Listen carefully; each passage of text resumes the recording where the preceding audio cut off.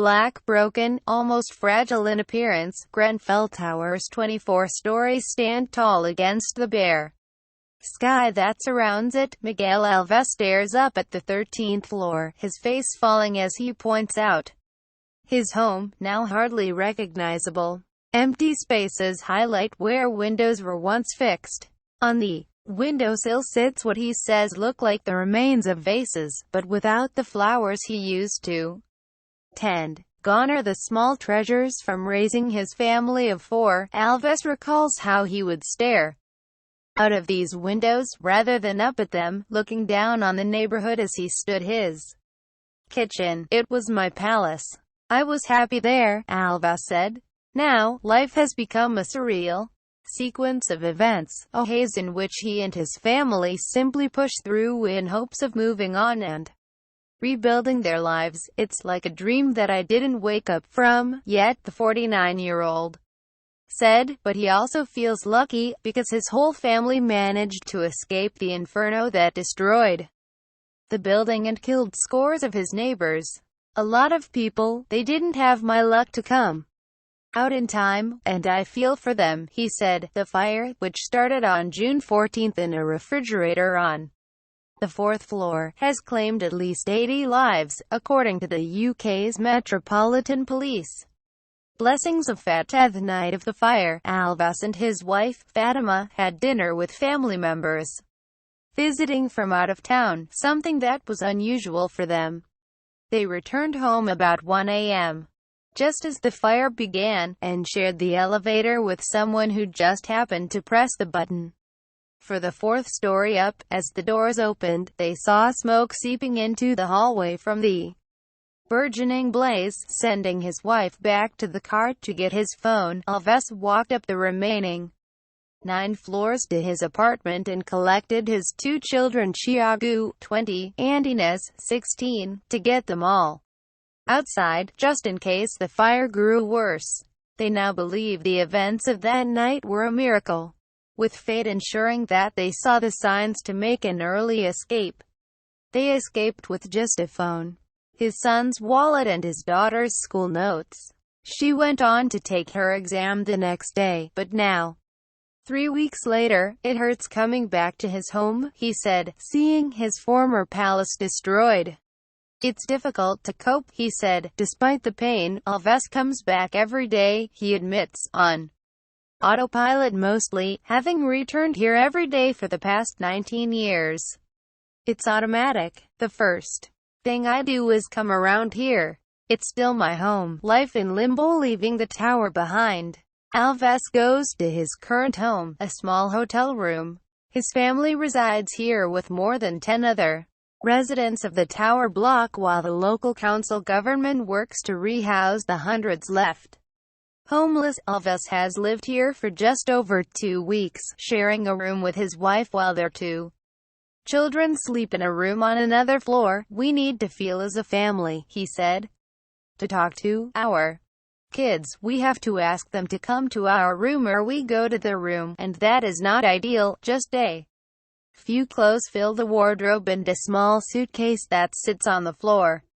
We have lost everything. Even small socks that we like the most or a pair of shoes we are missing from everyday life, Alves said. The desk is littered with snacks, breakfast bars and water for emergencies, as they live without a kitchen in which to cook the meals they now crave. We need to sit and have dinner together on our own, not with other people, he said. Alves says the family has been fortunate in that they belong to a strong Portuguese community and are active members of their church. They do not need to eat out but are instead hosted most evenings by close friends in the area. But life is still far from what anyone would desire. It's not the same thing to have our own family dinners and talk about small things that are important for life, he said. It's clear the Alves family is very close. Thiago has been helping with the extensive paperwork needed to get their lives back in order. He is on summer break from college, where he is working toward a degree in physics. Inez is also on her summer break from high school. Alves has returned to work as a chauffeur, which he said has helped him cope by carrying on with life, retaining some normalcy. His wife Fatima, 47, has yet to return to work as a maid and instead spends her days handling the endless minutiae of living away from and securing their home. She leaves the hotel with bags of laundry to take to friends' houses. At other times, she is swapping belongings from the hotel room with those kept with friends to prevent their hotel rooms from becoming cramped. Most of these belongings come from donations made to shelters during the first days after the fire. I have so many things to do, sorting out clothes, toiletries, and going to meetings, Fatima Alves said. For her, religion and friends have been key in helping with the events of the past few weeks. Rosary beads, which she uses 3 times a day, sit by the bed in her hotel room. Research has found strong evidence linking religion to better mental health, not due to any specific kind of belief but instead the mere existence of it. Something giving people hope, support and perhaps even fuel to live a healthier lifestyle. Since the fire, neither parent has been sleeping well, averaging just 4 hours most nights. When I close my eyes, I can see the people waving on the windows, she said. This is my trauma, not seeing my flat burning. The worst part was people begging for help, and we couldn't do anything. Alves experiences the same vivid recall and wakes up anxious most nights. It's difficult to see those types of images, he said, but once his eyes are open and the day begins, his priority is moving forward and doing whatever it takes to give his family a home, a life. The most important thing is to move on and put all that behind our back, Alves said, explaining that he will be able to process the shock once his family's lives are back in some form of order. This is something I never will forget. Psychological first aid when, like the Alveses, a family is left with only the most meager belongings. There is no way to predict how they will deal with a sudden change in situation. No two people respond the same. There isn't a single answer, said Sir Simon Wesley, immediate past president of the Royal College of Psychiatrists and professor of psychiatry at King's College, London. People often have strength and depths in these events. For Alves, humor has always been a lifeline, helping him stay positive whatever the situation. Jokes are frequent as he describes his life now. A sense of humor helps me to carry on. It's something for myself to cope. The Royal College of Psychiatrists has led a range of research on how best to respond and offer mental support to people who have gone through extreme events, such as the 2005 London bombings. Wesley explained that there is a general order of interventions that response teams should follow, checking and confirming that people are safe, aiding communication between those affected by the incident, such as by providing mobile phones, and finally, practical and emotional support, to get them home or to a safe place, to retrieve some belongings or simply to offer frequent hugs and cups of tea. Some experts include these common-sense measures as part of the psychological first aid deployed after disasters, which aims to help people manage the immediate stress and hopefully prevent post-traumatic stress disorder down the line. Doing any more, experts say, may not be worth it. The vast majority of people in any such disaster do fine. That's the good news, said Dr. Robert Arsano, chairman of the American Psychiatric Association's Committee on Psychiatric Dimensions of Disasters. The problem is, you have to intervene with so many people in order to prevent 1 or 2 cases. Wesley adds that intervening too early can also be harmful. If psychiatrists get involved too early, that is not just useless but counterproductive, he said. They do more harm than good. You're getting in the way of natural coping mechanisms. Some studies have showed that providing formal psychiatric treatment too early can actually increase the risk of developing PTSD, while others have shown no effect. Both outcomes suggest that resources may better be used elsewhere. The Alvises are experiencing the horrors of the fire in their sleep, not of their own loss but of others losing their lives and begging at their windows for help. If they are forced to recall these images and talk about them too early, the impact can be detrimental rather than helpful. Experts say, by 8 to 18 weeks, professional support is typically necessary in only 20% to 25% of people.